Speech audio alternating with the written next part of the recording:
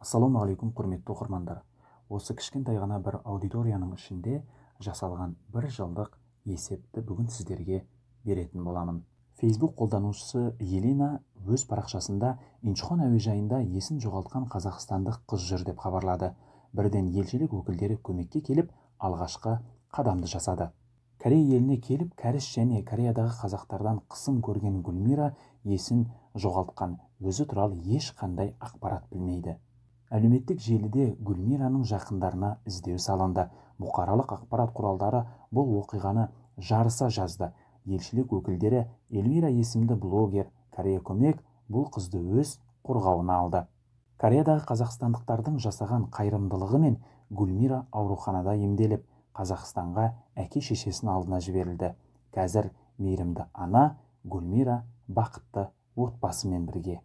Кореяның Хвасон қаласында 1997 жылғы Түркістан қаласының азаматы Мадияр жол көлік апаты салдарынан жансақтау бөліміне түсті.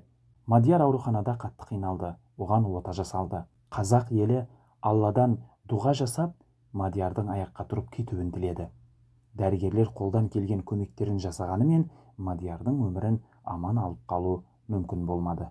Халықтан қайырымдылық жасалды, марқұмның денесі туған жер топырағына жеткізілді.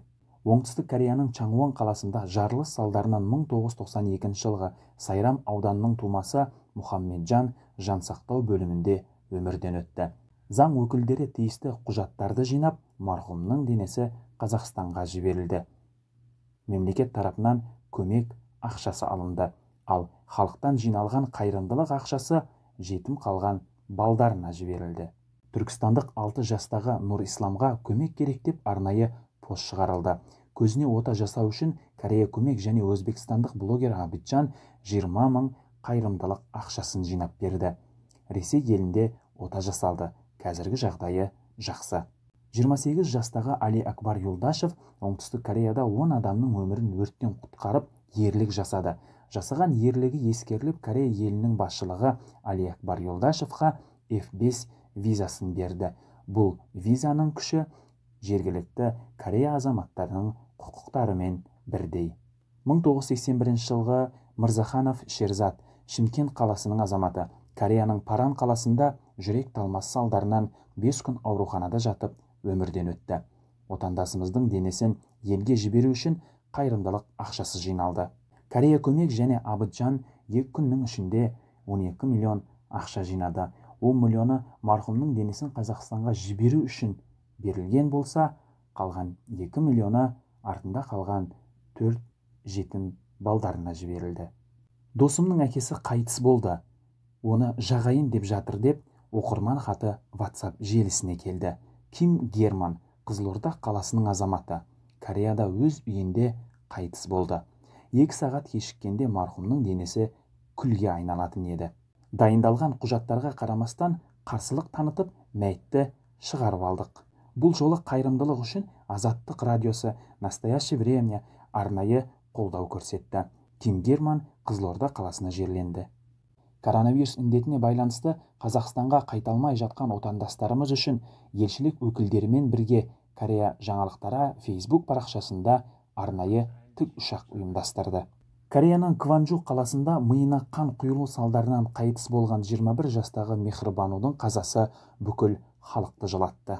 Әлемнің түкпір-түкпірінен бізге байланысқа шыққан Мехрибанудың таныстары, достары дұға жасап, көмек қолдарын созды. 21 жасында миллиондаған достары болған Мехрибанудың денесі Алматы қаласына жақындарына жеткізілді. Қайырымдылықтан артып қалған ақша марқұмның жақындарына және Түркия елінде көмекке мұқтаж болған шахзадаға жіберілді. Тегу қаласында рак ауруына шалдыққан Ақмарал Мамбетоваға ота жасалды. Ота сәтті өтті. Аурухана қаражаттары 10 миллионнан асқан. Оқырмандардан жиналған 1 миллион ақшаны ауруханаға жібердік. Аурухана басшылығымен сөйлесіп, мән жайды түсіндірдік. Мейірімділік танытқан аурухана басшылығы жақсылық жасап, аурухананың қаражаттарын қысқартырды, ал қалған ақшаларды Ақмаралдың Қазақстандағы жақындары қолдау көрсетті. Миына қан құйылған Махмудов Шухрат Шымкент қаласының азаматына көмек сұраған жақындары бізбен тікелей эфирге шықты. Аурухана қаражаттары 26 миллион болған. Корея көмек парақшасы 4 миллион ақша жинап берді. Шухрат отандасымыздың өміріне алаңдаған дәрігерлер тезде ота жасап, жеке басын арнайы мамандар сақтандырып берді. Қазіргі таңда отандасымыздың жағдайы Аллаға шүкір жақсы. Корея көмек, қасиет, ихсан уз блогерлері қосылып, халық үшін қайырымдылық жасады. Жағдайы төмен және мүгедек жандарға қолдау көрсетілді. Алматы қаласындағы балалар үйіне қайырымдылық жасалып, мешіттің соғылуы үшін ақшалай көмек те көрсетілді. Балам із-түссіз жоғалып кетті деп байланысқа Хаят Арзықұловтың анасы шықты. Сайрам ауданының тумасы Хаятқа Корея жаңалықтары іздеу салып, 2 күннің ішінде тапты. Анасына видео қоңырау шалып сөйлесті, амандығын жеткізді. 22 жастағы бейбарыстың Кореядағы қазасы жанымызға қатты батты. Жас болса да көп жетістіктерге жеткен, арман қуған бейбарыс жол көлік апаты салдарынан қайтыс болды. Корея көмек болған оқиғамен танысып, марқұмның денесін Арыс қаласына жіберу үшін қара халық алдына қайырымдылық жасауды сұрап шықты.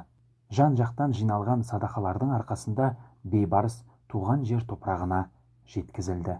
Қайырымдылықтан артып қалған ақшалар жақындарына тапсырылды. 3 қабатты үйдің балконынан құлап, 2 аяғын белін сындырған Сафар ұлына қолдау көрсетілді. Чинчон қаласынан Сеул қаласына шетел азаматтарына қолдау көрсететін арнайы ауруханаға ауыстырдық. 2 күнге созылған оталардың нәтижесі жақсы. Болған оқиғаның барлығын тергедік, тексердік, үйрендік. Корея елінде ешкімі болмаған Зафарға халық қолдау көрсетіп, мұсылман бауырымызға қайырымдылық жасады. Міне оқырмандар, осымен сіз және біз болып жасаған қайырымдылықтарымыз, садақаларымыз, ақырет үшін еккен егістіктеріміз өз мәресіне жетті. Енді бұндай жамандық болмасын, ешкім ауырмасын деп Алладан дұға етіп сұрайық. Ал енді басты ақпарат Оңтүстік Кореяның президенті Мун Чже Ин мырзаға Самат Ахметов үндеу жолдады. Үндеуде Оңтүстік Корея Қазақстан азаматтарына жұмыс визасы берілуі жазылған. Үндеуде Мун Чже Ин мырза қарауы үшін адам саны 100 000 болуы керек. Құрметті оқырман, мен Самат Ахметов әрбір қазақстандықтың осы үндеуге дауыс беріп, бізді қолдауға шақырамын. Егер сіз қазақстандық болсаңыз, осы видеоны басқалар көру үшін бір лайк басып, комментария қалдырыңыз. Ал 2021 жыл халық үшін қуанышты жыл болсын. Ауырмаңыздар, аман болыңыздар.